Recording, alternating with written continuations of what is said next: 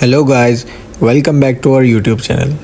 तो आज की वीडियो में हम लोग डिस्कस करेंगे सेल के ऑर्गेनेल्स। सेल ऑर्गेनेल्स कौन कौन से हैं और क्या क्या फंक्शन परफॉर्म करते हैं और इनकी क्या क्या इंपॉर्टेंस है, सेल की स्टडी करेंगे।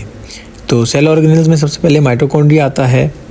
माइटोकॉन्ड्रिया जो है वो डबल मेम्ब्रेन बाउंड ऑर्गेनेल्स होते हैं, सेल में पाए जाते हैं और ये जो है power house of the cell भी कहा जाता है इनको।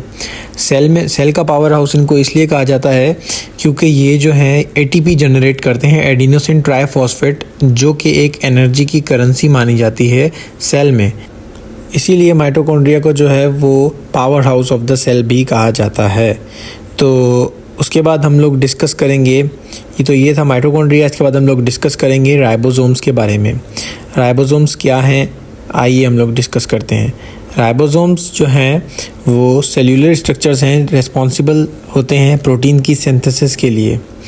दे can be found in both prokaryotic and eukaryotic cells and are composed of RNA and proteins. ये यूकैरियोटिक और प्रोकैरियोटिक सेल दोनों में पाए जाते हैं और ये आरएनए और प्रोटीन्स के बने हुए होते हैं। इनका मेन फंक्शन प्रोटीन सिंथेसिस के लिए होता है।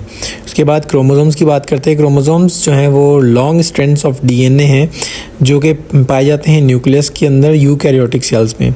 ये जेनेटिक इन्फॉर्मेशन को कंटेन करते हैं जीन्स की फॉर्म में। जेनेटिकल इन्फॉर्मेशन जो है ये कैरी करते हैं। उसके बाद जो है हम आते हैं गोल्जी अपरेटस पर। Golgi apparatus found in eukaryotic cells, ये यूकैरियोटिक सेल्स में पाए जाते हैं। It plays vital role in processing, packaging and distributing molecules, particularly proteins and lipids. ये यूकैरियोटिक सेल्स में पाए जाते हैं जो कि प्रोटीन की प्रोसेसिंग और पैकेजिंग में काम आते हैं और उसकी डिस्ट्रीब्यूशन का रोल प्ले करते हैं।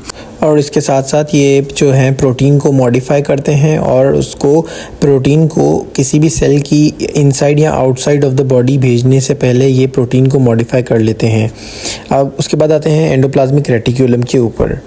एंडोप्लाज्मिक रेटिकुलम क्या है? It plays crucial role in synthesis, folding and transport of proteins and lipids within the cell. ये बहुत ही अहम रोल प्ले करते हैं प्रोटीन की सिंथेसिस में, प्रोटीन की ट्रांसपोर्ट में और उसकी फोल्डिंग में।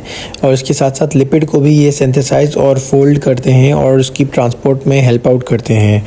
और इनके जो हैं दो टाइप्स होते हैं, रफ एंडोप्लाज्मिक रेटिकुलम और smooth endoplasmic reticulum. Rough endoplasmic reticulum studied with ribosomes on its surface involved in the protein synthesis. Rough endoplasmic reticulum जो है ये इनके ऊपर राइबोसोम्स होते हैं और इस वजह से इनको रफ कहा जाता है और इनकी सरफेस जो है वो राइबोसोम्स की से स्टडीड होती है और ये इन्वॉल्व होते हैं प्रोटीन सिंथेसिस में। उसके बाद आते हैं स्मूथ एंडोप्लाज्मिक रेटिकुलम पर। स्मूथ एंडोप्लाज्मिक रेटिकुलम जो है वो स्मूथ होते हैं, ये लैक करते हैं राइबोसोम्स को और इन्वॉल्व होते हैं लिपिड की सिंथेसिस में और डिटॉक्सिफाई करते हैं ड्रग्स और टॉक्सिन मटेरियल जो है उनको डिटॉक्सिफाई कर देते हैं। बेसिकली ये इनका काम है स्मूथ एंडोप्लाज्मिक रेटिकुलम का, ये जो कि स्मूथ होते हैं, और जो रफ एंडोप्लाज्मिक रेटिकुलम है वो रफ होते हैं। स्मूथ एंडोप्लाज्मिक रेटिकुलम स्मूथ इसलिए होते हैं क्योंकि इनके ऊपर राइबोसोम्स नहीं होते हैं। तो ये था हमारा आज का लेक्चर सेल ऑर्गेनेल्स पर। कैसी लगी आपको हमारी वीडियो? प्लीज़ लाइक करें और सब्सक्राइब कर दें चैनल को।